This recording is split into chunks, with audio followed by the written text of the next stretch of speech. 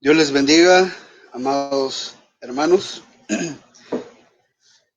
El día de hoy vamos a estamos utilizando un programa un tantito diferente, así es de que, bueno, primeramente darles la bienvenida antes de comentarles acerca del programa, darles la bienvenida, qué bueno que nos puedan acompañar. Las dinámicas, como usted ya sabe, de los días que no son jueves y domingo, estamos trabajando en un discipulado. Entonces, hoy por hoy estamos trabajando en el Zoom, pero vamos a migrar, al menos por este día, nuestra transmisión al Facebook, únicamente al Facebook. Entonces, hoy es noche de discipulado, vamos a estar desarrollando el tema siempre del pecado y por lo tanto, si hay alguna pregunta que usted quiera hacer, por favor, hágala ahí eh, a través del Facebook y más adelantito, pues nosotros vamos a estarla respondiendo. Entonces, el día de hoy vamos a estar viendo el tema del pecado y como les decía, bueno, estamos utilizando un nuevo programa que nos va a ayudar un poco más a la audiencia de los hermanos sordos que tenemos, porque ellos estaban transmitiendo por medio de otra transmisión, valga la redundancia, y siento que estábamos como muy separados y no, nunca ha sido ese el propósito de la iglesia, sino que el propósito de la iglesia siempre ha sido que podamos estar todos juntos. Entonces, debido a que tenemos una buena cantidad de hermanos eh, que son sordos, entonces es importante que ellos también puedan ver al mismo tiempo con nosotros la transmisión y poder aprender todos juntos. Entonces, eso es lo que estamos haciendo ahora. Esperamos que sea de bendición. Le invitamos y le pedimos que por favor nos colabore compartiendo la transmisión para que muchas más personas puedan aprender acerca de estas palabras que estamos aprendiendo. Bien, lo voy a invitar a que oremos y vamos a iniciar. Padre, gracias por esta noche. Bendice esta reunión, Señor. Bendice la transmisión que vamos a estar teniendo, en la cual vamos a aprender un poco más acerca de palabras que son importantes, palabras que escuchamos muy a menudo en nuestras predicaciones, en nuestras iglesias, pero que tienen un significado o un trasfondo mucho más profundo de lo que una simple palabra en nuestro contexto eh, podría significar. Ayúdanos a poder tener un buen entendimiento con respecto a lo que dice tu palabra. Danos esa información que cause a través de tu Espíritu Santo una transformación. De manera, Señor, que podamos vivir sabiamente esperando la gloriosa venida de tu Hijo Jesucristo. En el nombre de quien pedimos todo. Amén y amén. Bien, hermanos. Bueno, vamos a iniciar. Estamos viendo un poco acerca de la palabra pecado. Entonces, para que nosotros podamos entender lo que es la palabra pecado, tenemos que entender también de dónde viene el pecado. Así que quiero hacer una breve recapitulación de lo que estuvimos hablando la semana pasada y estuvimos hablando solo como en una forma de introducción. Estuvimos hablando de que el pecado es una doctrina que ha sido lastimosamente escondida o ha sido pasada por alto. Hoy las iglesias, los predicadores y el mundo entero por lo regular no sabe definir ni entender lo que es la palabra pecado, y decíamos que alguna de las razones era porque primero la doctrina no es evidente, no hay una evidencia más hoy en día en que la cultura, cada quien establece lo que es bueno y lo que es malo como resultado del huerto del Edén. Si se recuerda, estuvimos hablando de eso la semana pasada. El hombre está definiendo lo que es bueno y lo que es malo. Entonces, a partir de ahí, no tenemos un parámetro evidente a menos que usted vaya a la escritura. Usted podrá darse cuenta de lo que realmente es el pecado. Por otra parte, decíamos como ya lo decíamos ahorita, la doctrina del pecado emerge de la Biblia, y no solamente de la Biblia, sino de un conocimiento acerca del Dios Santo. Solo cuando la persona entiende la tremenda, majestuosa y maravillosa santidad de Dios, uno puede contrastar lo grave que es el pecado de la humanidad y de la forma en la que nosotros hemos ofendido al Señor. Entonces, y como tercer punto, hablábamos que la doctrina bíblica del pecado se ha secularizado y se ha normalizado. Hablamos del pecado, a veces nos reímos de algunos pecados, a veces motivamos a la gente que haga algunos pecados, a veces incluso recomendamos a personas que se mantengan en pecado, como por ejemplo, a veces usted le dice a una persona, no, y vos no tenés por qué pedirle perdón, hay que te pida perdón él a vos. Y eso no es lo que dice la Escritura. Por ejemplo, la Escritura dice que si nosotros tenemos algo contra nuestros hermanos, dejemos ahí la ofrenda y vayamos a pedirle, a reconciliarnos con ellos, porque si no nos reconciliamos, vana es nuestra ofrenda, de nada sirve. Entonces, hemos secularizado y hemos normalizado tanto el pecado que hoy en día escuchamos la palabra y a nadie se le enchinan los pelos. Escuchamos la palabra pecado y nadie se da por aludido. Escuchamos la palabra pecado y estamos escuchando que esa palabra específicamente, o ese pecado del que se está hablando, está tocando mi vida, pero al mismo tiempo decimos, sí, pero hay alguien que está más emproblemado que yo. Y decíamos la semana pasada, solo ya para terminar la recapitulación, decíamos la semana pasada que lastimosamente hemos entrado en esa idea de que nadie es perfecto. Y al parecer o al concebir la idea de que nadie es perfecto, lejos de acoplarnos a un estándar, lo que deberíamos de hacer es preocuparnos, porque Dios pide perfección. De hecho, esa es la razón por la cual la gente va a ir al infierno, porque no son santos como Dios es santo, porque no son perfectos como Él es perfecto. Ahora, como creyentes, nosotros podemos descansar en Cristo, porque ya Dios no ve mi obra, no ve mi vida, sino que ve la obra de Cristo en mí. Sin embargo, las personas, repito, que están sin Cristo, les debería de preocupar, no debería de ser un estado de descanso, el decir, bueno, todo el mundo peca, nadie es perfecto, podemos cometer errores. La Biblia en ningún lugar dice que usted tiene permiso de cometer errores, tiene permiso de equivocarse, tiene permiso de tomar decisiones alejado de Dios, y Dios va a decir, bueno, un pecadito a cualquiera se le pasa, una situación así, no, vamos a perdonar porque no sos tan malo como otras personas que son malas. Ya lo vamos a ver más adelante. Santiago, el hermano del Señor Jesús, en su carta, dice que si usted ha roto un mandamiento de la ley, uno de ellos que haya sido, es culpable de romperla absolutamente todo. Entonces, es importante que nosotros entendamos a qué nos referimos o qué es lo que estamos haciendo énfasis cuando hablamos de la palabra pecado, porque es algo que usted debería de escuchar constantemente en sus predicaciones, es algo con lo que usted debería de lidiar constantemente en su vida, y es algo que en amor usted debería de confrontar en las otras personas. Si hay personas que están en un determinado pecado, en amor, con mucha gracia, pero al mismo tiempo con mucha verdad, con mansedumbre, usted va y reprende el pecado de una determinada persona, llevándolo a Jesucristo, evidentemente. ¿Por qué? Porque, repito, es el pecado el que hace que la gente termine en el infierno.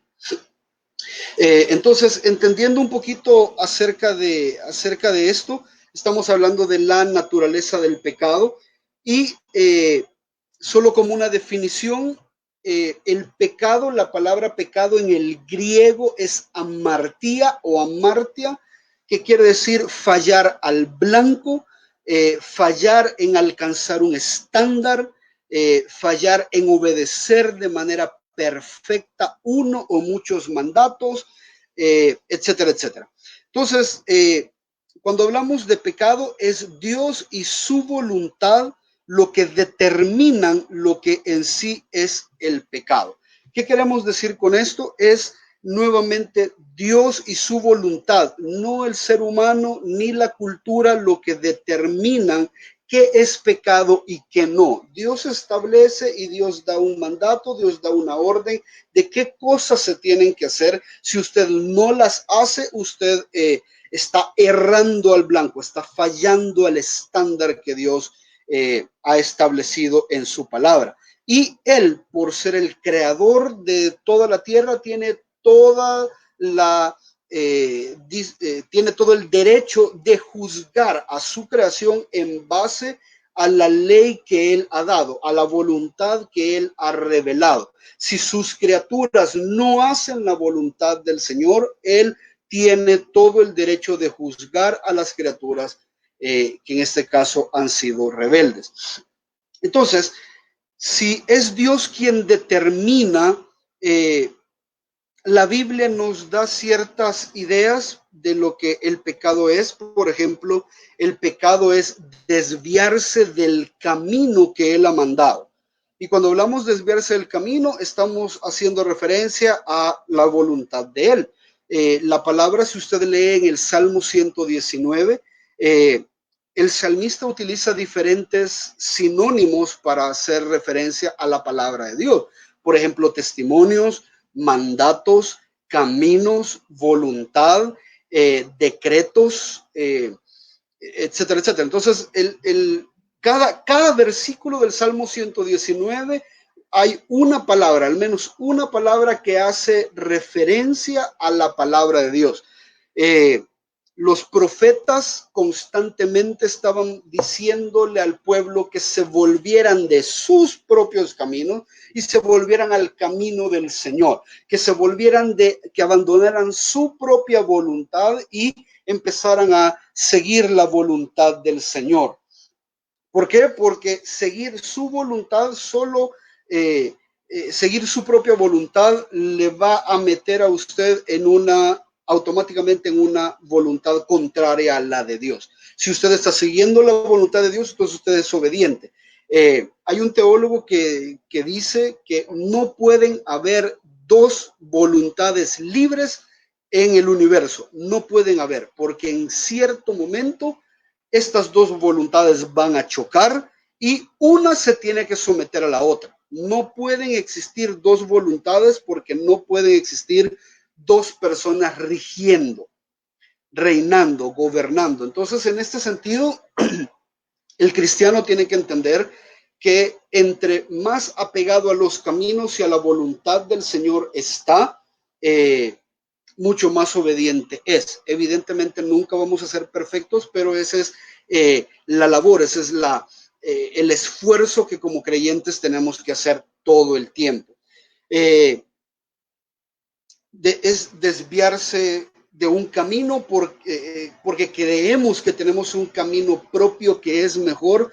Amado hermano, quiero decirle que a Dios no le interesa que usted tenga buenas ideas.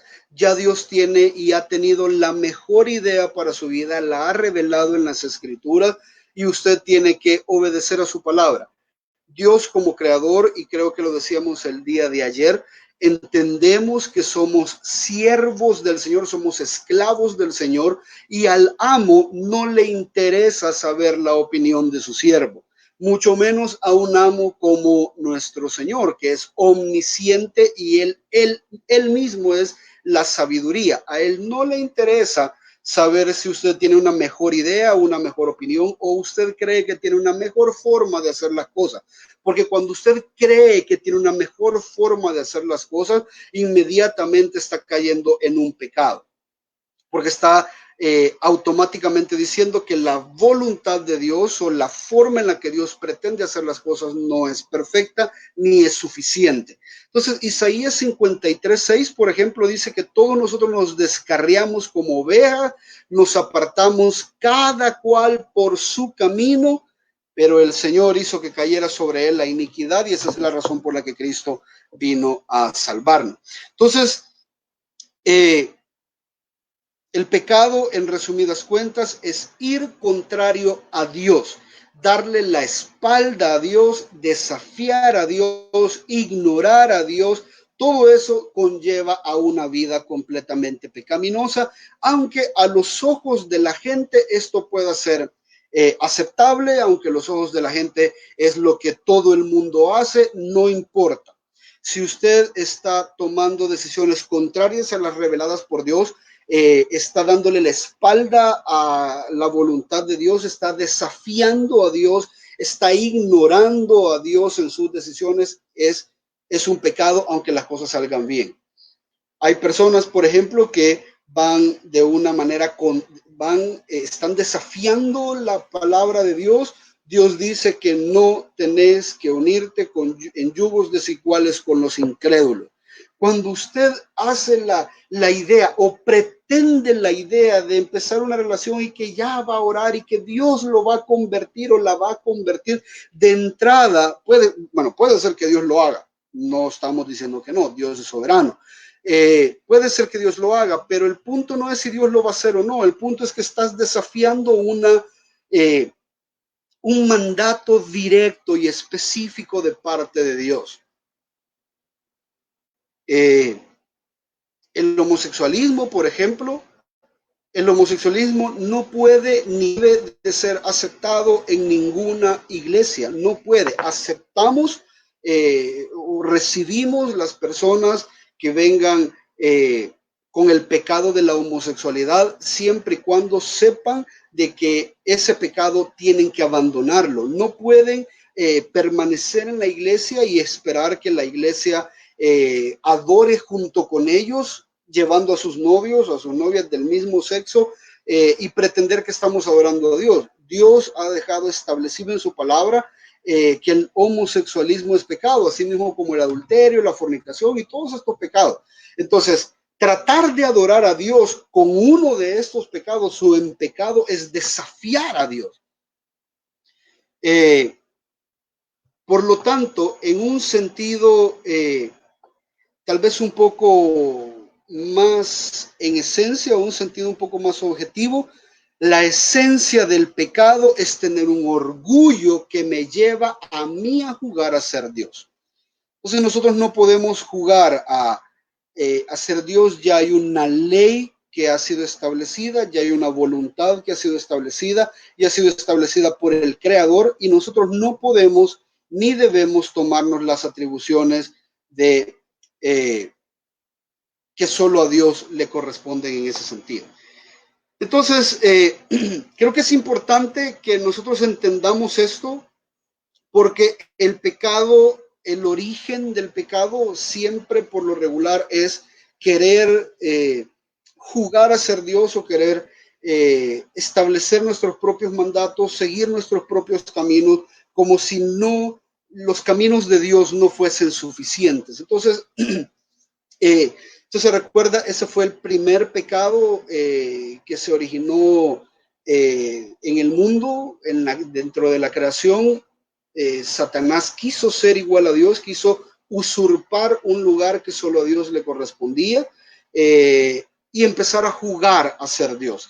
Como Dios no se lo permitió, él se rebeló en contra de Dios. Y lo mismo pasa en Adán y Eva. Ellos se les invita a que si toman de este si toman de este fruto, van a ser como dioses, entendiendo y definiendo el bien y el mal. Entonces, lastimosamente Adán y Eva caen en ese mismo pecado y van en contra de la voluntad de Dios. Por lo tanto, cada vez que hablamos de pecado, y esto es lo grave del pecado, cada vez que nosotros mientras nosotros no entendamos el pecado, vamos a seguir siendo conformados no a la imagen de Dios, porque la imagen de Dios ha sido revelada a través de Jesucristo. Y dice la escritura en Romanos 8 que Dios le ha salvado a usted para hacerlo conforme a la imagen perfecta de su Hijo Jesucristo. Jesucristo revela de manera perfecta la imagen de Dios y eso es lo que nosotros tenemos que hacer. Cuando nosotros no entendemos el pecado y no nos preocupa tratar con el pecado en nuestras vidas, estamos nosotros siendo conformados no a la imagen de Dios, sino a la imagen de Satanás. Primera Timoteo 3:6 dice, hablando acerca de los pastores, y esto es bien importante, hablando acerca de los pastores, y los pastores no pueden ser aquellos que están anhelando un cargo de liderazgo en la iglesia, no pueden ser un recién convertido, porque dice, no sea que se envanezca y caiga en la condenación en que cayó el diablo. No es necesario que sea un recién convertido para que un líder muestre orgullo. Si un líder eclesiástico, un líder en su iglesia está mostrando orgullo, no puede de ninguna manera ser líder, porque primero porque la escritura lo dice en 1 Timoteo 3:6 y la razón es que está siendo conformado a la imagen de Satanás y no a la imagen de Jesucristo. El primer pecado se originó, como ya lo decíamos, Satanás queriendo ser como Dios, y eso es un corazón completa y totalmente lleno de orgullo. Entonces, eso en un sentido general,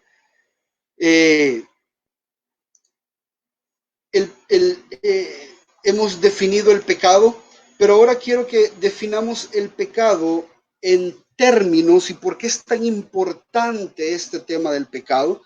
Quiero que definamos el pecado en términos de nuestra relación con Dios, cómo el pecado afecta la relación que nosotros tenemos con Dios. Y esto es bien, bien importante. Si me regala un segundito. Bueno, entender rápidamente que después de la caída, decíamos que el pecado no es algo natural en el ser humano, pero después de la caída el pecado se hizo universal y se hizo natural. Primera de Reyes 8:46 dice, cuando pequen contra ti, pues no hay hombre que no peque. Esto creo yo que es un buen argumento para el evangelismo. Para el evangelismo, usted tiene que hacerle ver a la persona que esta persona es pecadora. Usted no puede llegar mostrándole a la persona su necesidad de Cristo si no entienden su condición de pecado. Y 1 Reyes 8:46 dice que no hay hombre que no peque. No existe una sola criatura, aparte de Jesucristo, no existe una tan sola criatura que no sea pecadora. No existe. Entonces, el pecado es natural después de la caída, dice Génesis 5, que nosotros ya no somos hechos a imagen directa de Dios, sino que nacemos a imagen y semejanza de Adán. Génesis 4. Nacemos a imagen y semejanza de Adán. ¿Qué quiere decir eso? Ya de una forma corrompida. Romanos 3:9 dice que tanto judíos como griegos, judíos como gentiles, estamos bajo condenación. Eso quiere decir que todo el mundo está bajo condenación. Hay personas que creen que la carta a los romanos solo hace referencia a los judíos y no hace referencia a los judíos. Romanos está hablando de la humanidad entera y pone Romanos 3:9 dice, no hay judío ni hay griego, todos están bajo pecado, no hay justo ni aun uno, no hay quien entienda, no hay quien busque a Dios, todos se han desviado a una y se han hecho inútiles. Pastor, pero la palabra, ¿por qué nos dice que somos inútiles? Si nosotros podemos hacer un montón de cosas. Sí, somos inútiles para hacer lo bueno, somos inútiles para ser justos, somos inútiles para entender la palabra, somos inútiles para buscar a Dios, somos inútiles, somos incapaces. Entonces, el pecado es universal y Primera de Juan 1:8 dice que si decimos que no hemos pecado, nos engañamos a nosotros mismos y la verdad no está en nosotros. Por eso, una de las formas más maravillosas de que un hermano se reconcilie con el Señor no es que pasen por un montón de situaciones difíciles, que se enfermen, eso y todo lo demás, no, sino que su pecado sea confrontado. Porque cuando su pecado es confrontado y ellos reconocen el pecado, la verdad de Dios está en ellos. Pero si ellos, usted les está mostrando el pecado y ellos no quieren y no entienden y eso no les parece pecado, dice la palabra que se están engañando a ellos mismos y la verdad de Dios no está en ellos. Entonces la Biblia explica que el pecado es universal y dice que el pecado es universal porque en términos de la cabeza federal de Adán se origina el pecado en todos nosotros. ¿Qué quiere decir la cabeza federal? Creo yo que este es un término probablemente nuevo para algunos de ustedes, pero la cabeza federal quiere decir el responsable de. Adán era el responsable de la humanidad, nosotros no hicimos nada, pero como él pecó, todos nosotros pecamos. A eso se le llama el pecado original. Por otro lado, usted y yo somos salvos por la cabeza federal que es Cristo. Romanos 5, Romanos nos lo deja bien claro que así como el pecado entró por un hombre así, y por el pecado entró la muerte, así también la vida entró por medio de Jesucristo. Cristo es la cabeza federal, Él cumple la ley, Él se vuelve perfecto delante de Dios, de manera que todos nosotros podemos entrar, si estamos en Cristo, dentro de su obra. Se nos cuenta a nosotros la obra de Cristo. Entonces, rapidito, y quiero antes de entrar a las relaciones y cómo funciona la relación del pecado con nuestra vida, creo que es importante que entendamos esta disposición natural que el hombre caído tiene al pecado. La Biblia le llama la carne. Ahí en Romanos 8, en Romanos 7:20, si usted se recuerda, el apóstol Pablo dice, y lo que no quiero hacer, eso hago, ya no soy yo el que lo hace, sino el pecado que habita en mí. Hay como como una esencia del pecado, hay como una fuerza del pecado que está habitando en nosotros, y eso hace que nosotros constantemente estemos inclinados al pecado. Romanos 8:7 dice, la mente puesta en la carne es enemiga de Dios, porque no se sujeta a la ley de Dios y ni siquiera puede hacerlo. Eso es lo que dice Romanos 8:7. Entonces, quiero que me ponga atención con esto, porque cuando hablamos de la carne, no hablamos de esto, no hablamos de las necesidades humanas que por lo regular tenemos. Hay veces que las personas creen que el tener deseos sexuales, eso es pecaminoso, que eso es como andar en la carne. De ninguna manera. Usted tiene deseos sexuales porque usted fue diseñado de esa manera. Los hombres y las mujeres tienen un diseño de parte de Dios en los cuales para poderse reproducir y llenar la tierra según el diseño divino de Dios, necesitan tener estas necesidades sexuales. Y como seres biológicos, estas necesidades sexuales tienen que ser satisfechas. Ahora bien, el problema no es que mi cuerpo quiera comer, no es que mi cuerpo quiera tener relaciones sexuales, ese no es el pecado. El pecado es la disposición de la mente a yo querer hacer las cosas de una manera contraria a la que Dios ha establecido. Y cuando nosotros hacemos esto, es una condición de la mente satisfacer mis deseos sexuales a través de la fornicación, a través de la masturbación, a través del adulterio, por ejemplo.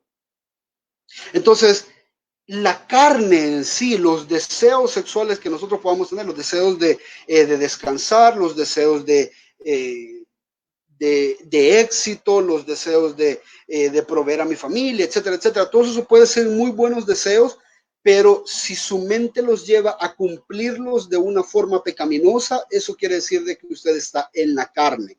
Pero nosotros como creyentes tenemos una disposición diferente, que es el espíritu que nos pone el Espíritu Santo de Dios a nosotros, y esa nos permite cumplir con nuestras necesidades como humanos a la forma de Dios. Nos permite tener relaciones sexuales a la forma de Dios, permite proveer a nuestra familia, no a través de ganar dinero de manera deshonesta o pecaminosa, sino hacerlo de una manera honrada, que sea poco, pero que sea honrando al Señor. Nos permite trabajar y ser productivos, no de una forma pecaminosa, porque eso sería estar en la carne, trabajar 24 horas al día, 7 días a la semana. Eso no es ser productivo. Productivo es trabajar lo que la Biblia establece y yo poder honrar a Dios a través de mi trabajo, descansar, etcétera, etcétera, conforme a lo que la Escritura dice.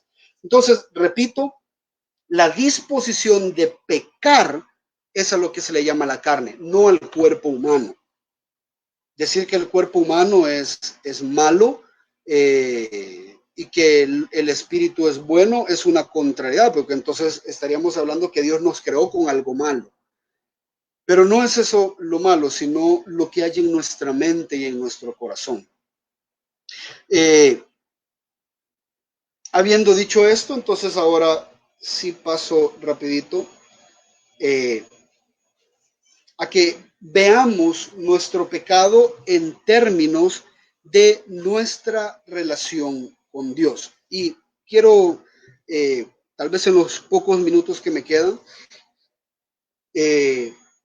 tocar 6 formas. Vamos a tratar de llegar a las 6 formas en las que podemos utilizar como una metáfora cómo el pecado arruina mi relación con Dios y cómo el pecado me pone en una relación peligrosa delante de Dios. Entonces, la primera es que evidentemente usted ya sabe, el pecado es un estado de condenación. La relación que el pecado tiene con Dios es similar a la de un juez con un criminal que ha sido encontrado culpable. Ezequiel 18:20, no lo busque, pero si usted quiere yo después le paso las presentaciones o los bosquejos. Pero Ezequiel 18:20 dice, el alma que peque, esa morirá. El hijo no cargará con la iniquidad del padre, ni el padre cargará con la iniquidad del hijo. La justicia del justo será sobre él y la maldad del impío será sobre él. ¿Qué quiere decir esto? Primero, que nuestro delito en contra de Dios es personal. Usted ha pecado en contra de Dios y usted personalmente tiene que arrepentirse. Yo no puedo hacer nada por usted. Como pastor, yo no puedo perdonar su pecado. Hace poco el Papa decía, no sé si es la noticia correcta, pero que ahora usted puede ir delante de Dios, que ya no necesita de un sacerdote para que sus pecados sean perdonados. No sé si usted conoce un poco de la historia de la iglesia, pero en la historia de la iglesia católica se vendían indulgencias para que los pecados de las personas fuesen perdonados. De hecho, en la teología católica existe esto que se llama el purgatorio, para que usted después de muerto, usted pueda purgar ahí en cierto tiempo sus pecados. Hacen misas de 8 días, de 9 días, hacen misas de cabo de año, hacen misas de no sé qué, hacen misas de no sé cuánto, con el propósito de que su pecado sea perdonado. Esto no puede ser. Nadie, ninguno de nosotros puede interceder por el pecado de otro para que sea perdonado, si no es Jesucristo, que es el único mediador entre Dios y los hombres. Jesucristo es el único abogado que tenemos para con el Padre, dice la palabra. Es el único. Si usted se presenta delante de Dios sin este abogado, usted ya lleva el caso perdido, porque usted es pecador, usted es culpable de su crimen. Por muy pequeño que sea, no importa, usted es completamente culpable y Dios le tratará a usted como si él fuese el juez y usted fuese el criminal. Paul Washer utiliza una historia o explica esto de una manera increíblemente sorprendente porque dice que nosotros por lo regular no tememos al juicio del gran trono blanco, no tememos a ver a Dios como juez, porque los jueces que conocemos de alguna u otra manera todos son corruptos, todos son pecadores, todos son corruptos. Entonces, hay jueces que cuando si usted se roba, qué sé yo, usted se roba un cartón de huevos, algunos jueces no lo van a meter a usted en la cárcel por 10 años. Ya tal vez lo mandan a hacer un trabajo comunitario, o qué sé yo, o cualquier cosa, pero el problema es que el juez del juicio del gran trono blanco con el cual los pecadores se van a encontrar es un juez perfecto, es un juez completa y enteramente justo. Entonces, cuando usted se presente delante de él y él lo vea a usted y usted sea juzgado según sus obras por una obra en contra de la voluntad de este juez que usted haya cometido, usted va a ser el próximo huésped del infierno. Por una. Usted es culpable de juicio, usted es culpable del crimen por el que se le dice, y dice la escritura que allá en el juicio del gran trono blanco los libros serán abiertos. ¿Para qué van a ser abiertos los libros? Porque en esos libros usted se le va a llevar un recuento de todas sus obras, y no es una balanza. Eso es lo que mucha gente cree. No es una balanza. No es de que usted hace muchas cosas buenas y pocas cosas malas. Al justo juez no le interesa medirlo a usted a través de sus obras buenas o de sus obras malas. Él va a dejar de lado sus obras buenas y lo va a juzgar por las obras malas, porque eso es lo que hacen los jueces. Los jueces no premian por obras buenas. Los jueces condenan las obras que han ido en contra de Dios. Eso es lo que hacen los jueces. En contra de la ley, perdón. Eso es lo que hacen los jueces. Y eso es lo que va a pasar en el juicio del gran trono blanco. Entonces, todo pecador que no tenga una relación con Cristo tiene una relación de criminal culpable en contra de un juez justo, perfecto, que sabe el día, la hora, el lugar y las veces en las que usted pecó en cada pecado. Eso le debería de aterrorizar a cualquiera. Ese tipo de relación le debería de aterrorizar a cualquiera.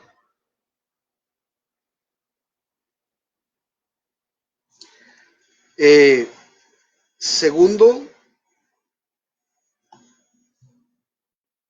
tenemos un estado de contaminación. Cuando hablamos de un estado de contaminación, esto nos muestra la relación que nosotros como seres impuros, como seres pecadores, tenemos delante de un Dios santo y perfecto. Estamos contaminados. De hecho, es tanta nuestra contaminación que cuando Dios se presentaba, los pecadores o las personas del Antiguo Testamento entendían la gravedad de esto y la santidad de Dios fulminaba al pecador. En Dios no puede haber pecado, no existe pecado en Dios. Por lo tanto, Dios en su pureza no puede aceptar a una persona impura, no puede. De hecho, si usted tal vez, no sé si usted se ha preguntado alguna vez en los tiempos del Antiguo Testamento, ¿por qué hay tantos rituales de pureza? ¿Por qué el sacerdote al presentarse tenía que lavarse, tenía que estar bien afeitado, tenía que estar aquí, tenía que estar allá? Tenía un ritual de limpieza y de pureza, un ritual de perfección, un ritual que los animales no podían ser golpeados, los animales que iban a ser ofrecidos tenían que ser blancos, no tenían que tener mancha, no tenían que tener defecto. ¿Por qué Dios estaba demandando algo así? Para que la gente entendiera que para adorar a Dios, Él demanda perfección, Él demanda pureza de su pueblo. Y usted y yo estamos completamente contaminados. De hecho, el Señor Jesús en Marcos capítulo 7, versículo 18 dice, ¿también vosotros sois tan faltos de entendimiento? ¿No comprendéis que todo lo que de afuera entra el hombre no le puede contaminar, sino lo que sale del hombre? Eso quiere decir que el hombre ya está contaminado, está impuro. Isaías entendía esto mucho antes que el Señor Jesús lo explicara, que cuando él escuchó a los serafines decir santo, santo, santo, dice que tuvo un gran temor. Isaías capítulo 6 dice que él tuvo un temor y dijo, ay de mí porque perdido estoy, pues soy hombre de labios inmundos. Dice, no ha dicho ni de mente, ni de corazón, ni que soy fornicario. No, dice, soy hombre de labios inmundos y en medio de un pueblo de labios inmundos habito y han visto mis ojos al Rey, al Señor de los ejércitos. Y esto a él le causó temor porque él sabía que estaba contaminado y se estaba presentando de algo increíblemente puro. Y su pecado, su contaminación no puede contaminar la santidad de Dios, es al revés. Es la santidad de Dios la que fulmina al pecador, es la santidad de Dios la que transforma al pecador.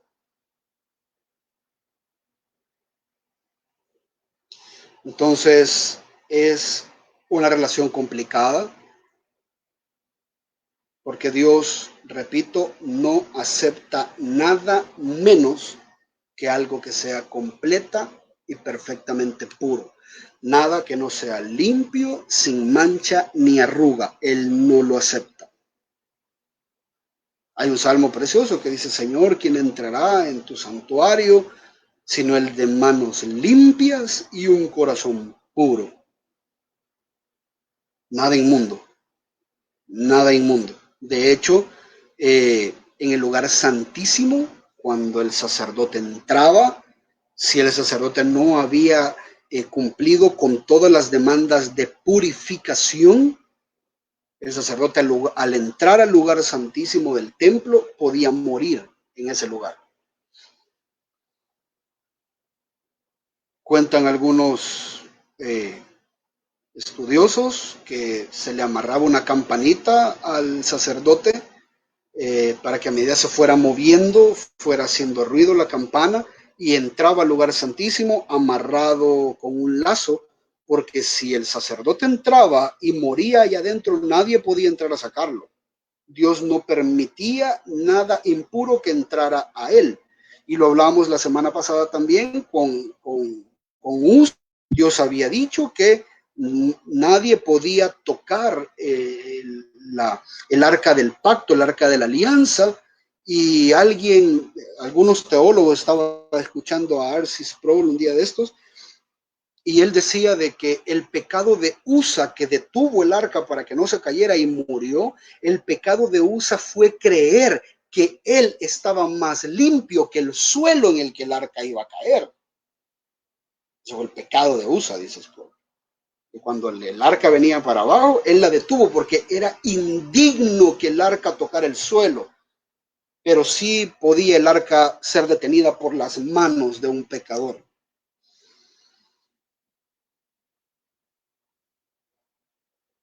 Y Dios está constantemente limpiando a su pueblo. Eso es lo que hace este tipo de predicaciones a través de la palabra, porque dice Efesios 5 que el Señor purifica a la iglesia a través del lavamiento de la palabra. Eso es lo que dice la Escritura. Usted lo puede leer en Efesios 5. Dios, el Señor Jesús, purifica a su iglesia a través del lavamiento de su palabra. ¿Qué quiere decir esto? Que si a usted esto que estamos aprendiendo no le gusta, usted puede dejar de escuchar porque Dios está limpiando su pueblo a través de la palabra.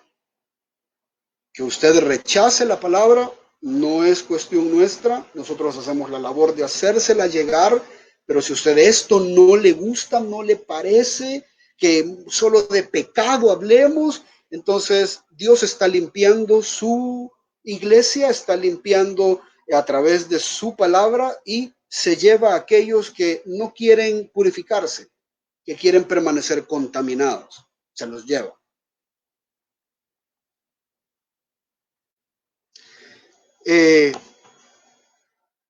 Tercero, es un estado de depravación.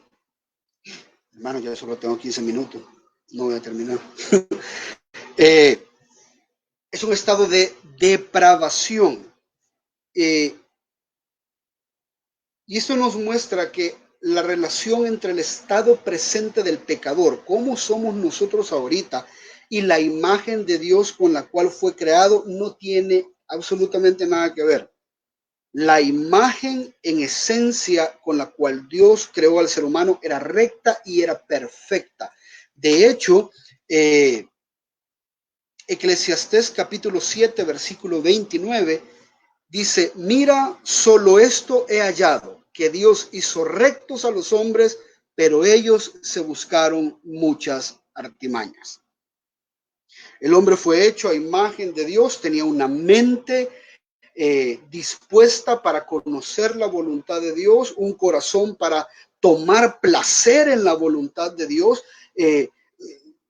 un deseo de amarlo, un deseo de servirle, un deseo de obedecerle y encontrar placer en todo esto. Así nos diseñó el Señor. Pero a causa del pecado estamos en un estado de depravación, tanto así que nuestro corazón rechaza la voluntad de Dios. Nuestro corazón no toma placer en la voluntad de Dios.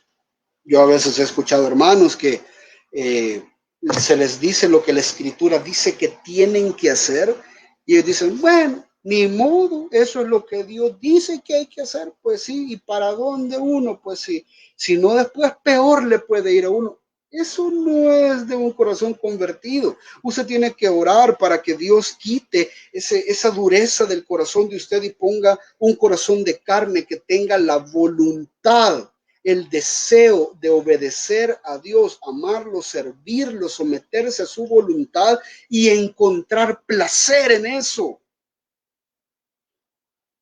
Porque el ser humano tiene una voluntad y una mente depravada, una mente entenebrecida. Efesios 4:18 dice, entenebrecidos están en su entendimiento, excluidos de la vida de Dios por causa de la ignorancia que hay en ellos y por la dureza de su corazón. Amado hermano, el pecado no solamente lo hace débil, sino que lo hace perverso, rebelde y malo delante de los ojos de Dios.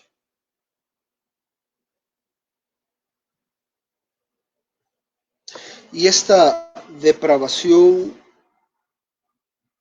en el ser humano no solamente es total, sino que también es profunda.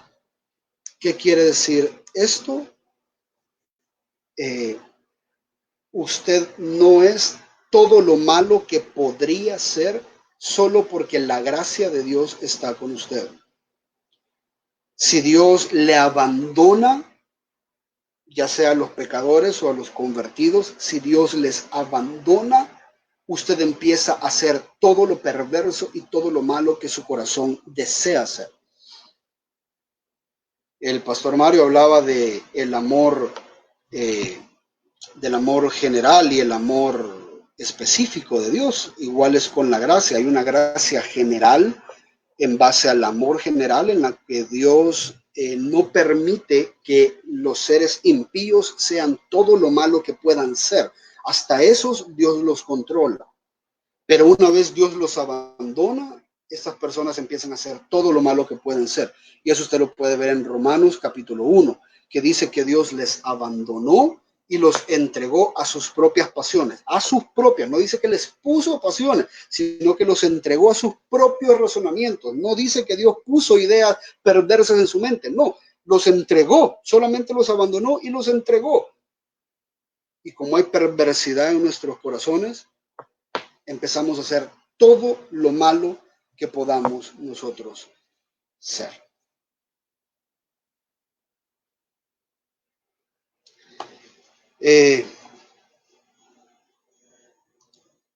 Al mismo tiempo es un estado de incapacidad.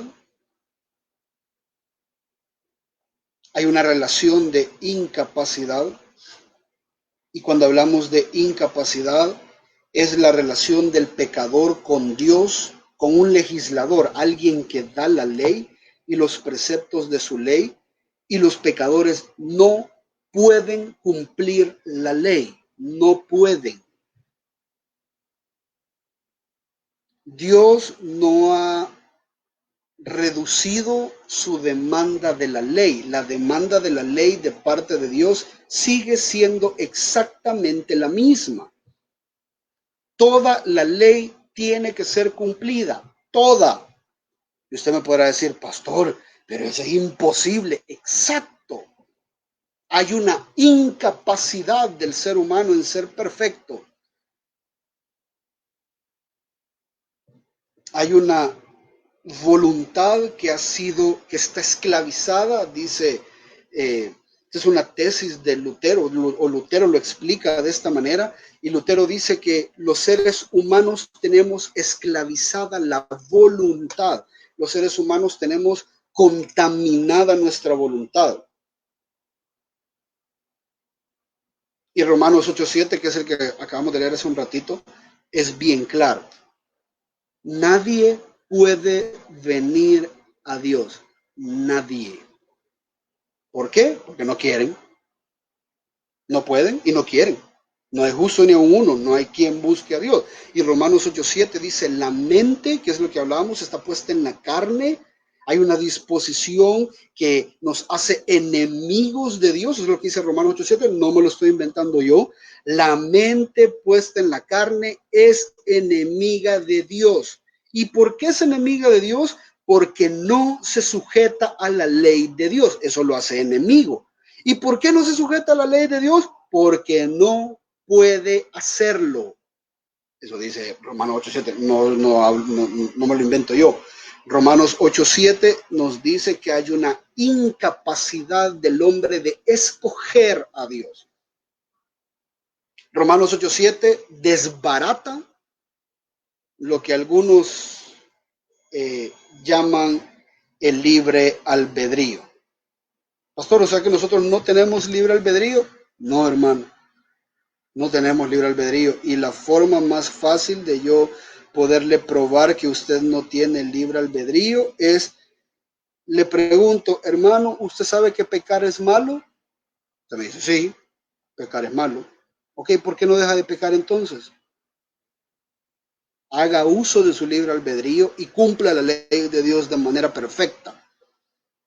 Pastor, pero es que no se puede. Exacto, porque no tenés libre albedrío. Hay una esencia, hay una fuerza, hay un pecado dentro de ti que controla tus decisiones. Y claro, tú puedes decidir un montón de cosas. Yo decidí qué camisa ponerme, yo decidí con quién casarme, yo decidí qué voy a comer más tarde. Bueno, mi esposa decide y a veces me da maruchán, pero decidimos por lo regular en la forma en la que vamos a vivir nuestra vida. Pero todas esas decisiones que nosotros tomamos alejados de la palabra de Dios son en contra de la voluntad de Dios. Y lejos de querer buscar la voluntad de Dios, huimos de su voluntad. Eso es lo terrible del pecado. Nadie tiene libre albedrío. Y cuando hablamos de un libre albedrío, estamos hablando, repito, no de que si usted se pone una camisa, no de que si usted se va a ir de paseo. Pastor, quiere ver que yo tengo libre albedrío. no me importa el coronavirus, yo voy a salir a la calle, ya ves, yo tengo libertad de hacer lo que yo quiera. Sí, pero no tenés libertad de escoger las consecuencias. Una vez el coronavirus entra a tu vida, no puedes decidir sanarte. No tenés un libre albedrío absoluto o completo, ni en esta vida, y mucho menos de parte espiritual.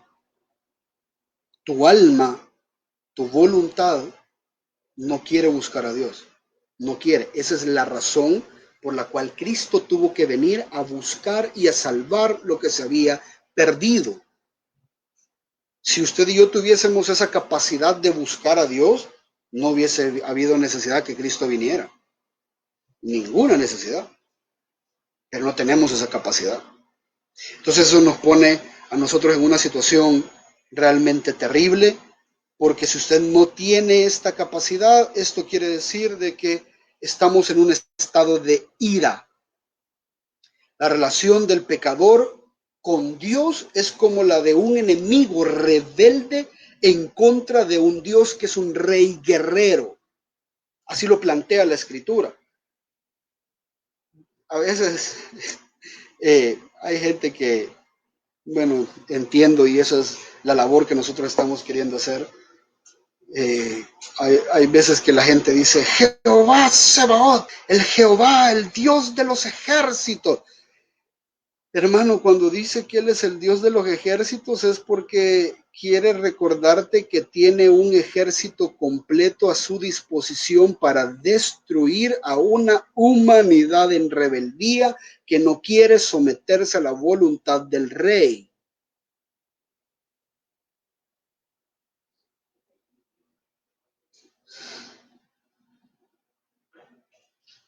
Estamos en una total, somos hijos de ira, dice Romanos 5:10, dice, porque si cuando éramos enemigos de Dios, hermano, por favor, enemigos. Pero si usted va a tener un enemigo, asegúrese que ese enemigo no sea el ser más poderoso sobre todo el universo. Asegúrese de eso. Usted no quiere ser enemigo de alguien más fuerte que usted, y mucho menos quiere ser enemigo que con solo pensarlo puede destruir el universo entero y volverlo a ser. Por favor, asegúrese que usted no es enemigo de alguien así. Y la única forma en la que podemos no ser enemigos de Dios es a través de Jesucristo, porque dice la Escritura que cuando éramos enemigos fuimos reconciliados con Dios por la muerte de su Hijo. Esa pregunta se le hicieron a uno de los hermanos, no me recuerdo a quién, pero no es que Dios un día decidió perdonarlo a usted y olvidarse de su pecado. Dios es un juez justo y tenía que hacer algo en contra de ese pecado. No dejará, dice, cuando Él mismo habla de sí mismo, cuando Él mismo se describe, dice que Dios no dejará sin castigo al culpable. ¿Qué es lo que Dios hace con Jesús en la cruz? Agarra sus pecados, Cristo los lleva, los carga y toda la ira de Dios se derrama sobre Jesucristo. Eso es lo que pasó en la cruz. Porque usted era hijo de ira, era merecedor de absolutamente toda la ira de Dios, y esa ira que tenía el propósito de ser eterna, y va a ser eterna para aquellos que no están en Cristo Jesús. Cuando hablamos de pecado, hablamos de que si usted está en pecado, está en una relación así con el Señor. Y por último, es un estado de muerte. Dice la Escritura que la paga del pecado es muerte, y por cuanto todos pecamos, estamos destituidos de la gloria de Dios. Y Efesios 2:1 dice que muertos, el Señor nos dio vida. Pero la vida y la muerte en las Escrituras no tienen nada que ver con la vida biológica. No solamente tiene que ver con la vida biológica. La vida y la muerte son conceptos teológicos que las Escrituras utilizan para determinar si existe una relación de armonía y no de enemistad en contra del Creador. Si usted está en una relación de enemistad, usted está muerto. Está bien muerto. Está completamente muerto. Pero si usted ha creído en el Señor Jesucristo, usted tiene vida. El Señor Jesús dice, yo soy la resurrección y la vida. El que cree en mí, aunque esté muerto, va a vivir.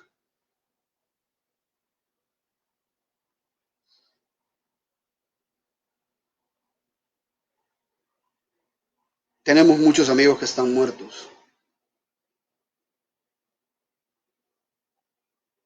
Tenemos familiares que están muertos. Hay iglesias donde se congregan miles de personas que están muertas. Porque llegan, se congregan, aplauden, cantan, pero no tienen una relación con Dios. Siguen viviendo en sus delitos y sus pecados, como dice Efesios 2:1. No hay frutos dignos de arrepentimiento, siguen contaminados de pecado, siguen viviendo vidas impuras, siguen ofendiendo al ser más poderoso del universo y eso no les preocupa. Esas personas están muertas. Esas personas están muertas. Están muertas en sus delitos y pecados. Y si mueren biológicamente en ese estado, va a llegar un día en el que van a volver a la vida, dice la Escritura, van a ser resucitados, pero solo para sufrir la segunda muerte. Y la segunda muerte no es que se acaba la vida otra vez, sino que la segunda muerte es un estado total y completo de separación con Dios.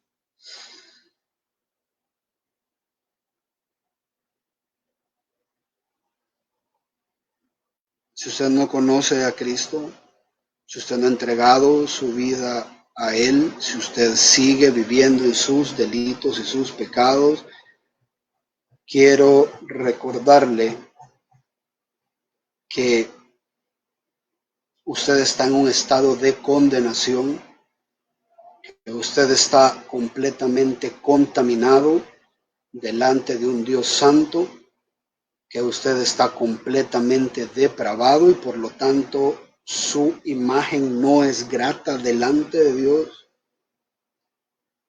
que usted está en un estado de ira y su enemigo que está airado en contra de usted es el ser más poderoso del universo. Usted está en un estado de incapacidad. La única razón por la que usted no quiere arrepentirse de su pecado es porque usted no puede.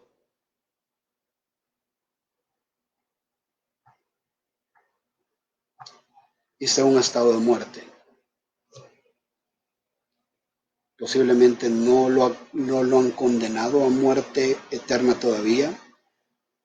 Pero si usted no se arrepiente y se vuelve a Cristo, eso un día va a suceder. Y Dios le va a condenar.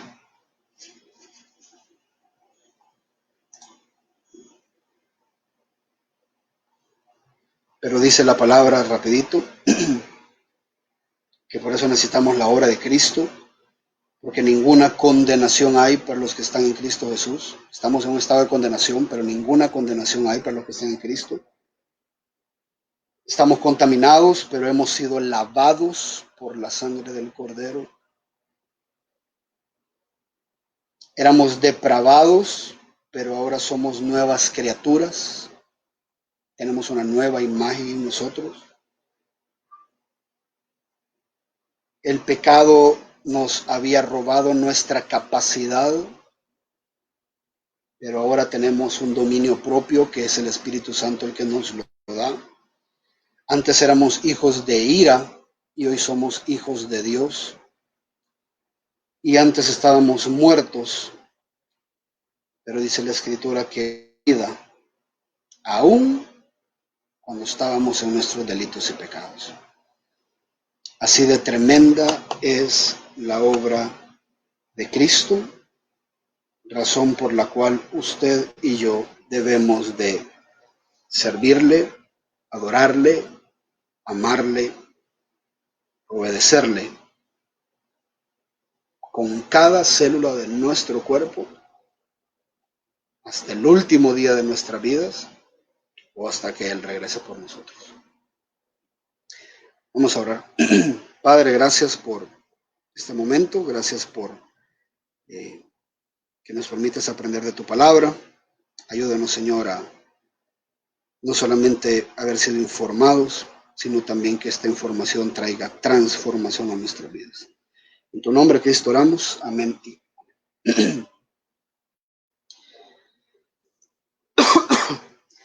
Bien, hermanos, vamos a abrir un espacio de preguntas. No sé si hay preguntas. Usted las puede postear ahí en el Facebook.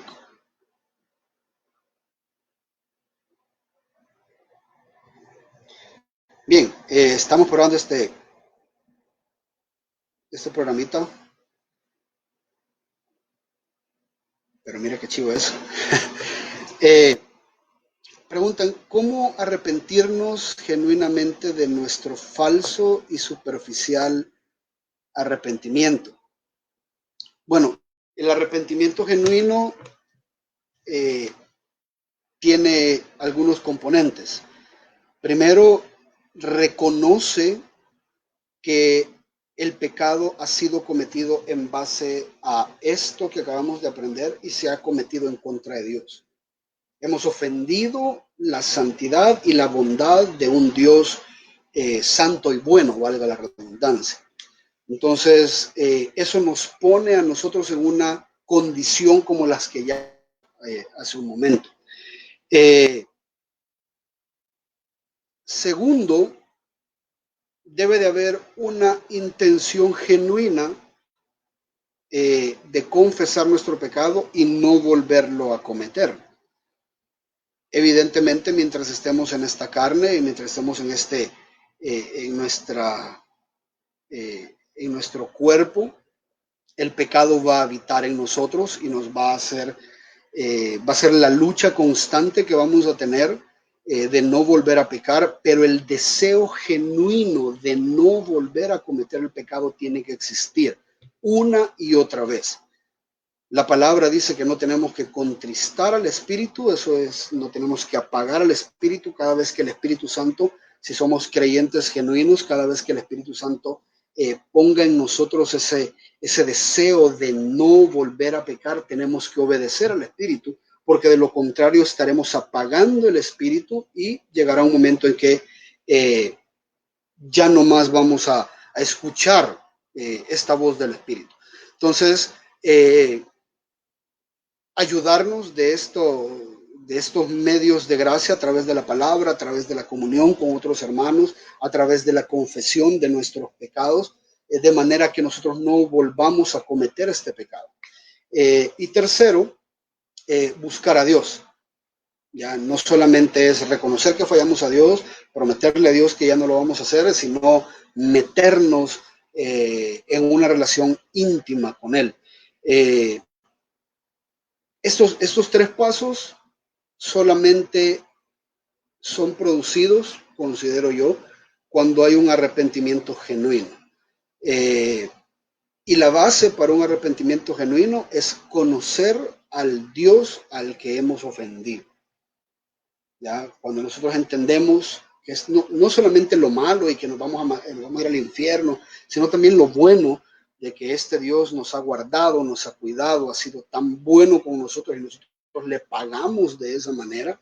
Eso tiene que crear en nosotros, en nuestra conciencia y en nuestro corazón, un sentido de agradecimiento y de responder en adoración al Dios que nos ha perdonado. Tal vez descartar, aunque no totalmente, pero entender más bien que un arrepentimiento genuino no solamente es dolor y llorar, sino que el arrepentimiento genuino es un cambio de dirección. Entonces, ¿cómo sé yo que mi arrepentimiento es genuino y no falso? Porque es duradero. Un arrepentimiento genuino es duradero. Un arrepentimiento falso no lo es. Un arrepentimiento falso hoy puede estar diciendo perdónenme, no lo vuelvo a hacer, se congrega 3 semanas, no falta culto, se pone a servir, lee la palabra y después vuelve a caer. No estoy diciendo que no fue genuino, se arrepiente nuevamente de manera íntegra, es disciplinado por los hermanos, hace todo lo demás y vuelve a la lucha, gloria a Dios, es un arrepentimiento genuino, pero si sigue constantemente pecando, ese arrepentimiento fue falso, nunca fue genuino. Entonces esas son las condiciones que podemos, creo yo, tomar en cuenta. Quiero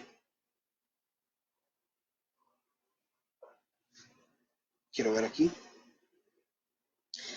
Usted dijo que escogemos la camisa que nos ponemos o lo que vamos a cenar. Entonces realmente el ser humano sí tiene libre albedrío en cuanto a estas decisiones, pero no tiene libre albedrío en temas de la salvación. Es decir, no puede escoger el ser salvo, ¿es así o no se tiene absolutamente ningún tipo de libre albedrío? Es interesante la pregunta y no quiero entrar en temas filosóficos, pero la libertad es un tema abstracto, ya la libertad no es un tema concreto, porque nadie es completamente libre. Ya, yo puedo ponerme esta camisa que ando, tengo la libertad de ponérmela, pero dentro de un marco ya establecido. ¿Qué limitantes tengo yo para ponerme esta camisa? Que no tengo una camisa de $300, por ejemplo, o mi ropero está limitado a una cantidad de camisas, entonces yo no puedo ponerme la camisa que yo quiero, sino que tengo que escoger dentro de un marco de limitantes y de opciones la camisa que yo quiero ponerme. Entonces, un libre albedrío tal cual sería una decisión, una capacidad de tomar decisiones sin ningún marco. Desde el momento en que a mí ya me ponen un marco, yo ya no tengo libre albedrío. Entonces, la palabra libre albedrío dentro de la postura o la perspectiva bíblica no existe, porque el ser humano fue creado dentro de un marco con sus límites. Entonces, ¿cómo entendemos Adán y Eva? Adán y Eva fueron creados no con libre albedrío, pero sí con una voluntad perfecta, una voluntad libre. Esta voluntad no estaba blindada, era una voluntad vulnerable a pecar. Entonces, lastimosamente, pues fue lo que sucedió, el ser humano pecó y utilizó su pureza de voluntad para hacer lo malo, incluso ahí. Ahora, la única persona que tuvo la capacidad de poder decidir de manera perfecta entre el bien y el mal fue Adán y Eva. Después de Adán y Eva, todos nosotros nos inclinamos al mal y no queremos el bien en ninguna de las áreas. Y podemos decir, sí, pero yo conozco personas que deciden hacer el bien. Yo puedo decidir hacer el bien y no necesito de Dios. Sí, pero dentro del concepto bíblico, la escritura dice que todo lo que no viene de fe es pecado. Ya, todo lo que no viene de la idea de glorificar a Dios es pecado. Entonces yo puedo tomar una buena decisión porque eso me va a traer beneficio a mí, pero el punto no es tomar una buena decisión porque eso me va a traer beneficio a mí. El punto es tomar una buena decisión porque eso va a glorificar al Padre. Entonces, si yo estoy tomando decisiones buenas aparentemente, pero no son para glorificar a Dios, aunque sea pecador o crea en Dios o no crea en Dios. Si no les estoy tomando con ese propósito, estoy utilizando mi voluntad para ir en contra de la voluntad de Dios, y entonces ya es pecado de nuevo. Entonces, al final, libre albedrío tal cual no tenemos. Ya tenemos una voluntad limitada para podernos conducir en esta vida, pero como esa voluntad limitada está contaminada, siempre hacemos lo que a Dios no agrada. Entonces necesitamos del Espíritu Santo en nuestras vidas para que nos redireccione a hacer cosas que, aunque no están dentro de nuestra voluntad y no sean para nuestro beneficio inmediato, sabemos que van a glorificar a Dios. Entonces para eso utilizamos nuestra voluntad. Espero haber respondido la pregunta, si no me va diciendo por ahí más adelantito.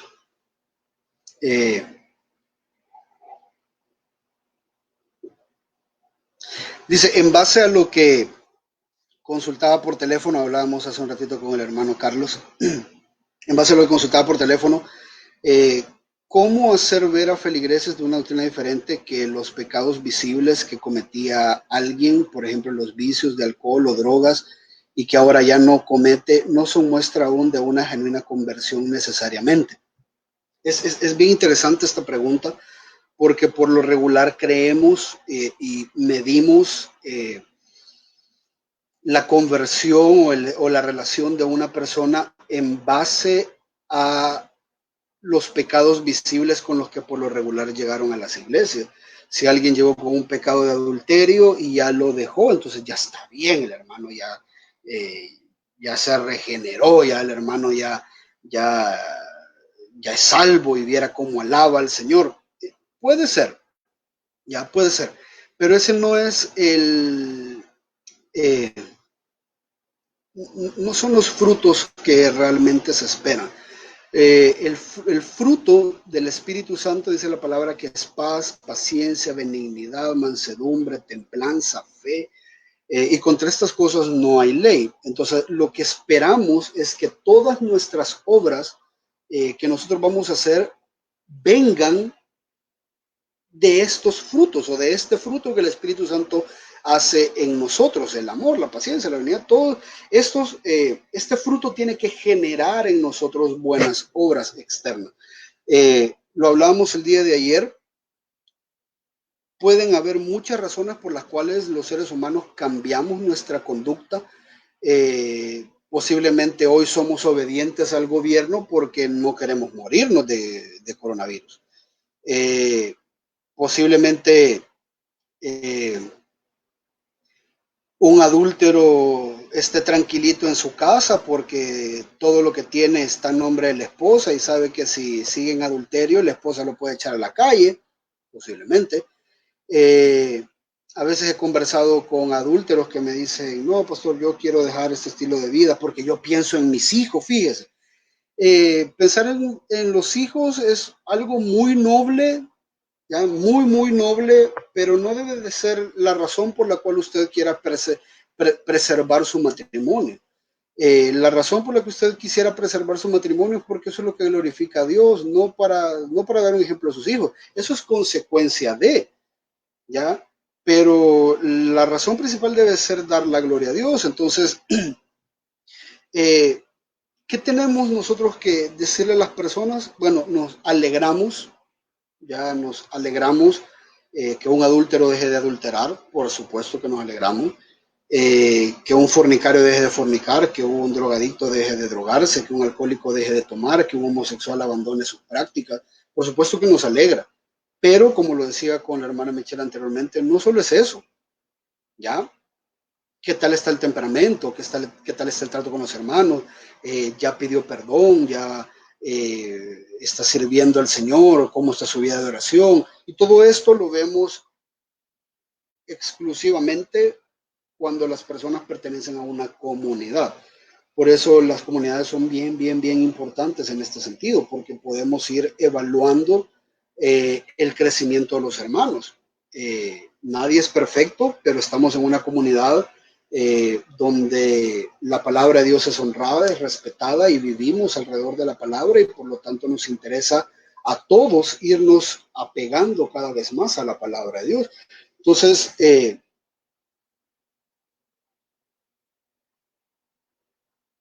tal vez algo más,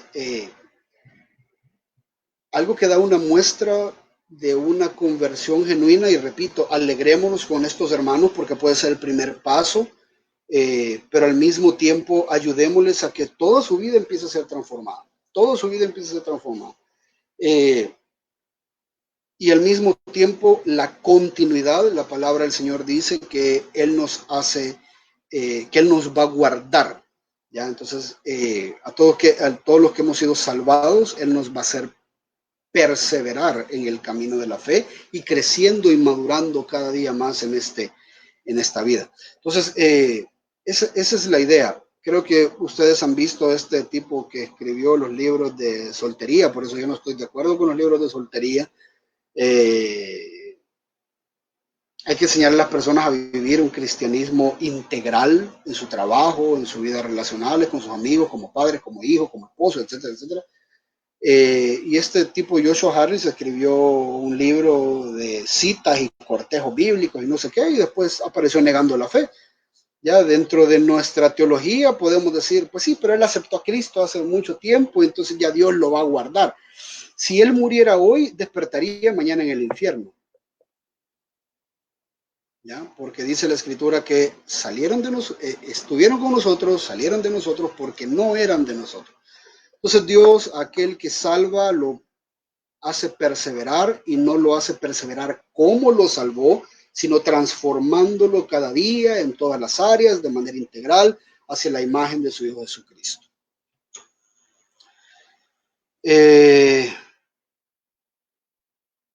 Bien, dice por ahí, todos los pecados son de muerte. Bueno, es un texto bastante confuso que está en Juan. No sabemos con exactitud a qué se refiere con que si hay pecados que son de muerte y pecados que no son de muerte. Lo que sí nosotros tenemos que entender que hay pecados que nos mantienen, o hay pecados, o el pecado, mejor dicho, que nos mantiene en un estado de muerte espiritual. Si nosotros no nos arrepentimos y abrazamos la fe en Jesucristo, no podemos tener vida eterna. Eso como punto principal.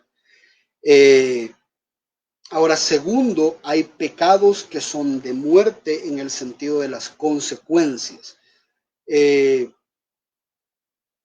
Nada menos hace un par de horas estaba escuchando a un predicador hablar acerca de la pena de muerte, que no me voy a meter en ese tema ahorita, lo vamos a tocar en otro momento.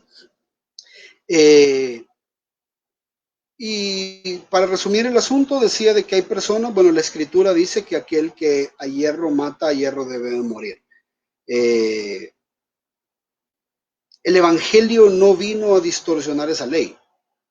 Ya el evangelio vino a salvar el alma muerta del pecador. Eso es lo que hace el evangelio. Pero las consecuencias de nuestros pecados algunas veces las vamos a sufrir, algunas veces por la misericordia de Dios, Dios nos las va a disipar o nos las va a evitar. Escuchaba a algunos predicadores que le decía, si usted ha tenido un problema con la ley, venga a Cristo, hombre, el Señor va a pasar por alto ese pecado. Sí, Dios va a cargar ese pecado en Cristo para perdonarlo a usted y que usted no muera eternamente, pero no siempre ese venir a Cristo va a hacer de que las consecuencias del pecado desaparezcan. Entonces, hay pecados que son dignos de muerte física, por supuesto que los hay. Ahora, que en nuestras leyes y la forma en la que han interpretado o establecido las leyes no se practica la pena de muerte, eso es otra cosa. Pero desde el Génesis, después de que Dios destruyó toda la tierra, Él dijo, por ejemplo, si alguien le quita la vida a alguien, la vida de esa persona tiene que ser quitada. ¿Por qué? Porque tienen que aprender a respetar la vida. Tienen que aprender a respetar la vida porque la vida es hecha a imagen de Dios. ¿ya? Ahora, hay gente que dice, y con esto voy a cerrar el tema este de la muerte y de las consecuencias, hay gente que dice, eh, pastor, por entonces tendríamos que matar a un montón de gente. Sí, el problema es de que la ley primeramente, antes de ser consecuencia, que la ley ejerza consecuencia, la ley es preventiva.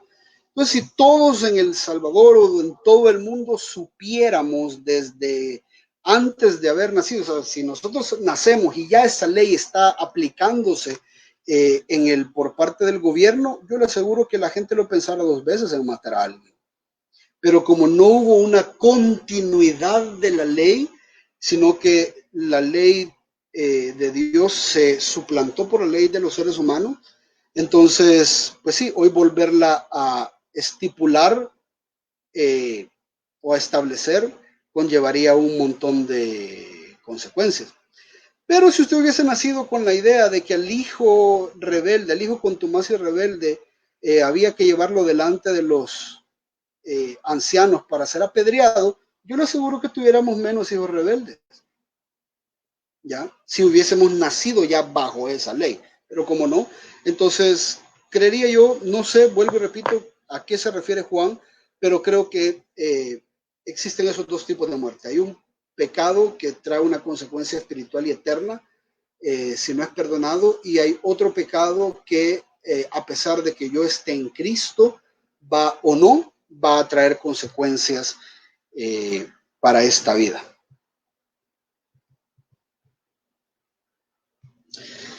Eh, Dice, hola, pastor, ¿cómo sé si mi arrepentimiento no solo es una moralidad alta? Eh, es buena pregunta y creo que eso, si nos vamos al ejemplo bíblico de los más moralistas que existieron, fueron los fariseos. Ya, cómo el Señor Jesús se daba cuenta de lo que había dentro de sus corazones, confrontando sus pecados. Si a ti te confrontan tu pecado y no haces nada por resolverlo, sos un moralista. ¿Ya? Moralista en otras áreas, pero en áreas que te son confrontadas, no querés arrepentirte, entonces por lo tanto hay un pecado dentro de ti, aunque estés bien en las otras áreas, hay un pecado dentro de ti que seguramente te va a llevar a la condenación. ¿Ya? Entonces, los fariseos eran muy moralistas, pero cuando el Señor Jesús les decía, lo que ustedes están haciendo va en contra de la ley, y eso y todo lo demás, y confrontaba sus pecados, ellos en vez de reconocer, porque eso es lo que hace a alguien que ha nacido de nuevo, tiene el Espíritu Santo dentro de él y le convence de pecado, de justicia y de juicio. Entonces, un moralista no lo tiene. Alguien que solo se basa en la moralidad no lo tiene. Por lo tanto, cuando su pecado les es confrontado, se enojan, se molestan, eh, echan la culpa y dicen, sí, pues sí, pero yo también, pero mírate vos, mira tu problema, mira tu pecado, mira lo que vos... Entonces, sí, estamos viviendo muy dignamente en ciertas áreas, pero cuando hay un área que estamos cuidando y nos es confrontada, no nos arrepentimos. Entonces, es un arrepentimiento falso, es un moralismo puro y completo. No sé si respondo tu pregunta. ¿Qué montón de preguntas hay, hermanos? Denme chance. Quiero ver. Dice, cuando respondemos al Evangelio, ¿seguimos siendo totalmente depravados, parcialmente depravados, o cuál es nuestro estado de pecaminosidad? No, cuando Cristo nos salva ya no somos depravados, porque hay un teólogo que habla y explica la depravación como la ausencia total de santidad. Esa es la depravación, la ausencia total de santidad. Y cuando Dios nos salva y nos hace nacer de nuevo, Él nos da una nueva naturaleza y esta nueva naturaleza es receptora o morada del Espíritu Santo. Entonces se nos es imputada, dice la teología sistemática, que se nos es imputada una santidad. Esta santidad se le llama la santidad inicial. Esa es la santidad que todos los creyentes, con la que todos los creyentes cuentan. Esa es la razón por la cual ustedes pueden ver al apóstol Pablo, más que todo, Pedro creo, el apóstol Pablo cuando se refiere a los hermanos de las iglesias, les dice a los santos que están a los santos que están en. Y es bien curioso porque a la iglesia de Corinto, por ejemplo, les llama santos, y cuando usted lee la carta, esa iglesia parecía un antro totalmente. Pero el apóstol Pablo de alguna manera tenía la confianza o la esperanza de que estas personas sí tuviesen el Espíritu Santo de Dios morando en ellos, de manera que cuando ellos recibieran la carta pudiesen arrepentirse. Y de hecho eso fue lo que pasó. La segunda carta a los Corintios, el apóstol Pablo les felicita por el cambio que han tenido. Entonces, dejamos de ser depravados y empezamos a ser santos de manera inicial, algo que Dios hace en nosotros, y esa nueva criatura empieza a buscar la santidad. ¿Ya? Entonces ya no somos depravados, sino que ahora somos personas que estamos en un proceso de maduración, en un proceso de crecimiento, y anhelamos como niños recién nacidos la leche no adulterada, la palabra de Dios. ¿Ya? La palabra en sí misma, depravado, quiere decir completamente, total y profundamente. Si hay algo que no está profunda o totalmente depravado, entonces ya no somos depravados. Somos otra cosa, pero no depravados.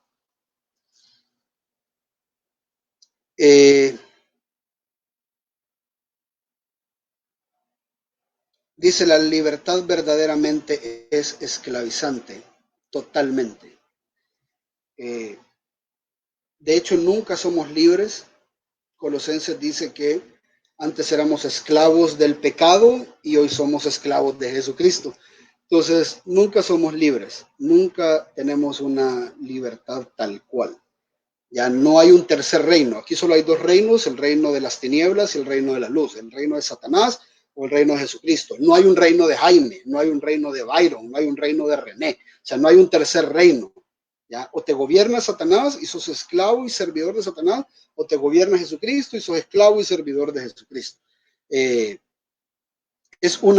La libertad realmente es una ilusión que te lleva a esclavizarte. Correcto, René, gracias.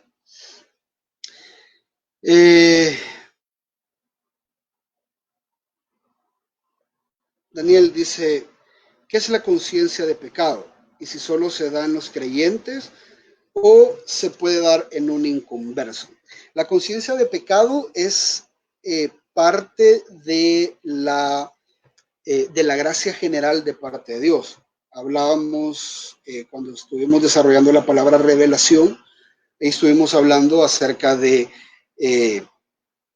los medios o de las formas en las que Dios se revela, una de los medios generales.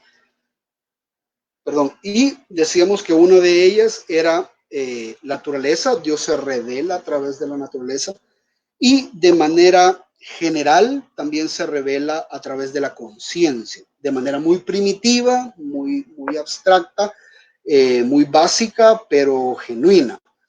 El apóstol Pablo en Romanos capítulo 2, creo, dice de que a los gentiles que no tenían ley, ya su propia conciencia les sirvió como ley, les sirve como ley.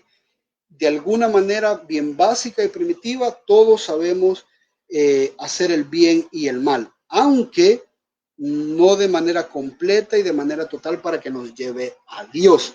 Pero nuestra conciencia nos indica que hay algo que hemos hecho mal y que a alguien tenemos que rendir cuentas.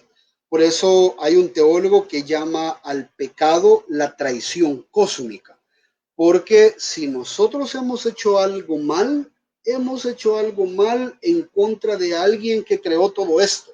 Entonces, de alguna manera tenemos que arrepentirnos. La conciencia, y tal vez para cerrar este punto de la conciencia, si bien es cierto, todos tenemos la conciencia es tan vulnerable y tan primitiva que puede ser distorsionada por la misma cultura. Y eso lo podemos ver hoy en día. Hay gente que no ve la maldad en un aborto, por ejemplo. Hay gente que no ve la maldad en robar millones de dólares, ¿ya? Hay gente que no ve esta maldad, pero ustedes pueden ver que de manera muy primitiva sí se tiene, o de manera muy básica sí se tiene incluso en los niños, porque los niños, sin saber que por robar pueden ir a la cárcel, o sin saber que por robar van a terminar en el infierno, agarran algo que no es de ellos y lo esconden porque saben que está mal. Ya, y ustedes le preguntan, ¿qué tenés ahí? Y el niño no quiere contestar nada, nada, y mienten. Mienten para cubrir su propio pecado y cubrir las consecuencias, porque hay algo dentro de ellos que les dice que está mal. Ahora, si esta conciencia no es alimentada de manera correcta, esta conciencia se distorsiona, se alimenta de la información del mundo y ya la conciencia ya no funciona. MacArthur pone un ejemplo bastante interesante con respecto a esto. Dice, los terroristas que botaron las Torres Gemelas del 9/11, para ellos, en su conciencia, matar a esos miles de personas era lo que era correcto hacer.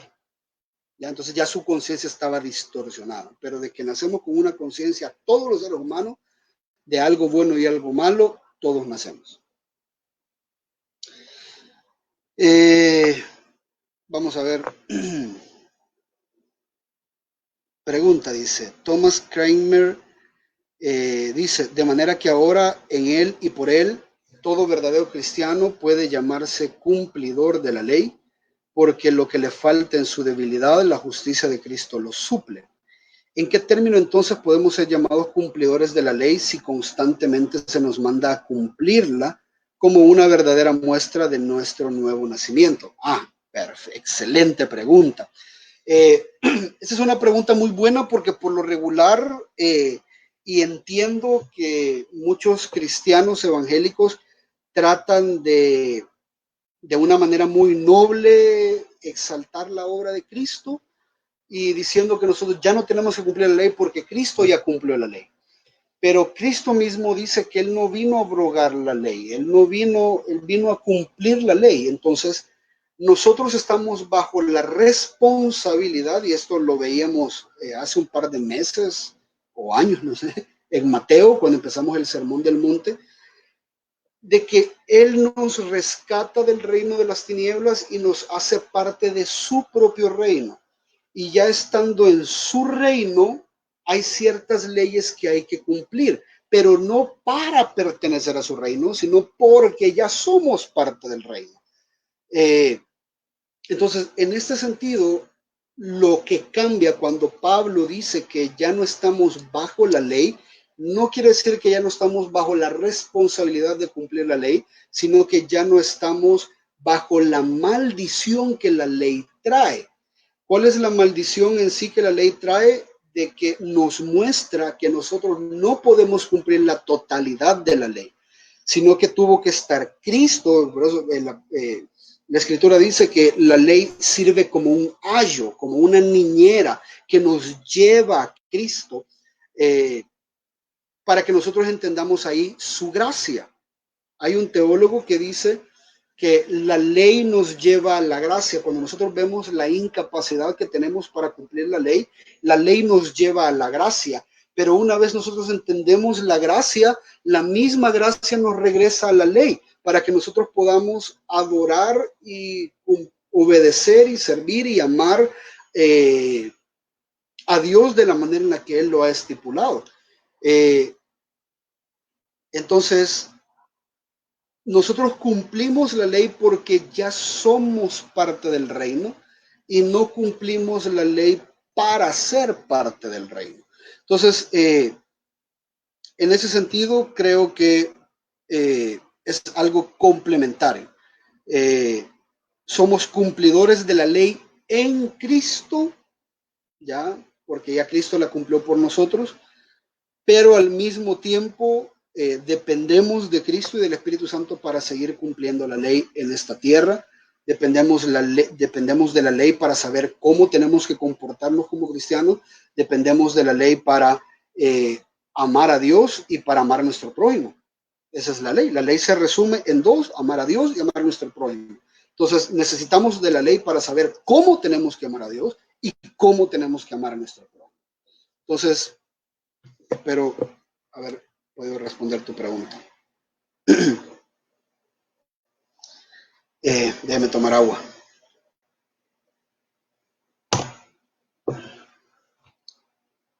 Dice, usualmente todos sabemos que Dios perdona nuestros pecados a través del sacrificio de Jesucristo, pero ¿puede explicar si hay algún pecado que Dios no perdona y por qué? No hay ningún pecado que Dios no perdone. Como creyentes entendemos que el único pecado, y lo aplicamos a nuestro contexto, el único pecado que Dios no perdona es no creer en la obra de testimonio del Espíritu Santo. En Juan el Señor Jesús dice que el Espíritu Santo va a dar testimonio de él. Cuando el Espíritu Santo venga, dice, él va a enseñarnos o va a convencernos de pecado, de justicia y de juicio. De pecado porque somos pecadores, de justicia porque ya la justicia fue cumplida en Cristo, y solo en él podemos tener una justicia completa, y de juicio de que si no creemos en el pecado y en la justicia de Cristo, hay un juicio que nos espera. Entonces, cada vez que la palabra de Dios se predica, cada vez que el evangelio es compartido, el Espíritu Santo está haciendo esa labor en el creyente, en el impío que lo escucha, bueno, incluso en el creyente. Las personas deben de sentirse confrontadas acerca del pecado, tienen que encontrar la esperanza en Cristo y saber de que si no se sienten pecadores y que no necesitan de una justicia como la de Cristo, entonces van a enfrentar un juicio eterno, una condenación eterna. Eso lo predicamos constantemente en nuestra iglesia, lo predicamos una y otra vez, y aquellas personas que dicen, yo no creo que sea así, no es a mí que me están rechazando, sino que están rechazando la labor del Espíritu Santo. Entonces, si ellos no se creen pecadores y ellos no creen que necesitan una justicia perfecta como la de Cristo, no pueden ser salvos. Entonces, el pecado imperdonable es no creer en el testimonio que el Espíritu Santo le da al inconverso acerca de nuestra condición, de la necesidad de Cristo y del juicio venidero. Entonces, ese es el único pecado. De ahí todos los demás pecados, Dios los perdona, aunque nosotros les pongamos etiquetas de gravedad, algunos pecados más graves que otros, pero para Dios una vez los cuelga en la cruz de Cristo y Cristo los pagó, todos los pecados son perdonados y pueden ser perdonados. De hecho, el mismo Señor Jesús dice en Mateo que aún la blasfemia en contra del Padre y en contra del Hijo puede ser perdonada. Que en cierta forma todos nosotros hemos blasfemado. Cada vez que pecamos en contra de Dios, blasfemamos, porque si sabemos que el pecado trae muerte y que el pecado hace que Dios esté airado en contra del impío, pero no nos interesa, entonces es como decir, de todos modos, Dios no hace nada, entonces estamos blasfemando en contra de él. Y incluso ese pecado en contra del Padre y en contra del Hijo puede ser perdonado, pero la blasfemia en contra del Espíritu Santo, que tiene la labor de convencer de nuestra condición, de mostrarnos a Cristo como Salvador y de la expectativa de un juicio eterno, si no lo creemos, no podemos ser perdonados, porque de eso es lo que hace el Espíritu Santo. Bien, creo que lo hemos logrado por esta noche. No sé si hay alguien más, alguna pregunta más.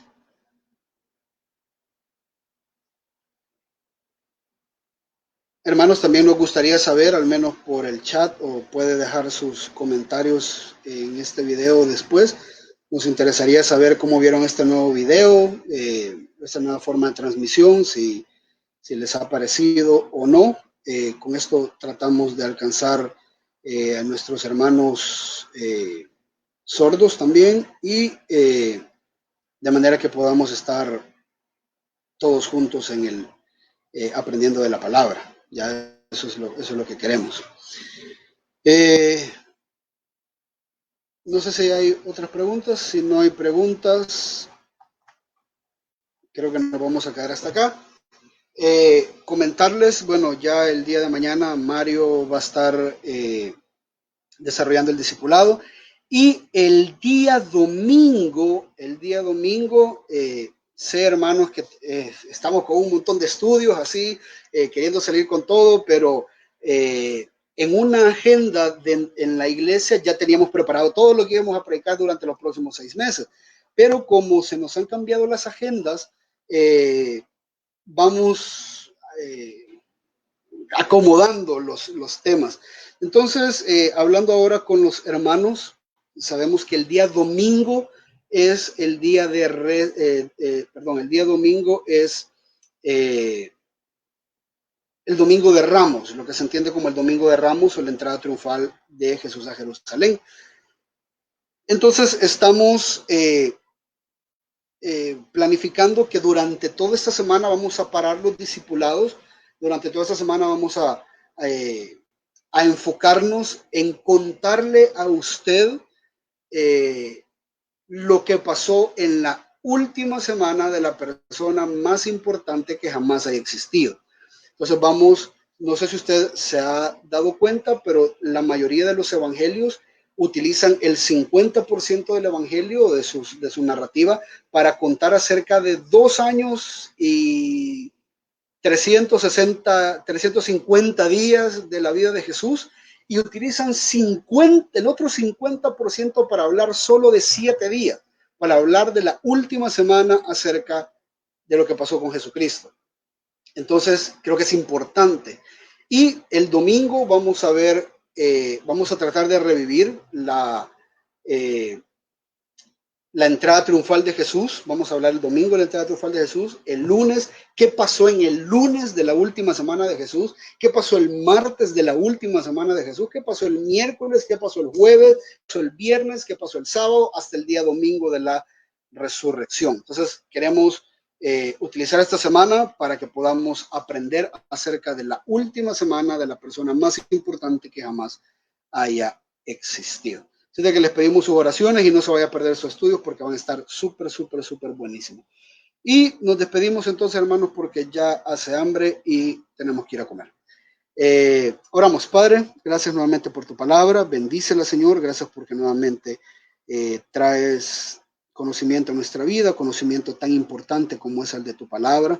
Y esta palabra de pecado, Señor, que hemos definido el día de hoy para que podamos tenerla en cuenta cada vez que nuestras tentaciones nos venzan, cada vez que necesitamos reconciliarnos contigo, cada vez que vivamos en un pecado perdurando, permaneciendo en ese pecado. Recuérdanos, Señor, que la relación está siendo impactada y que no queremos vernos, Señor, en ninguna de estas condiciones que aprendimos el día de hoy. Bendícenos, danos una noche de descanso y permite, Señor, que podamos seguir aprendiendo de tu maravillosa y bendita palabra. En el nombre poderoso de Jesús, amén y amén. Gracias, amados. Esperamos sus comentarios con respecto a la plataforma. Dios me los bendiga y les amamos. Compartan el video, por favor. Hasta luego.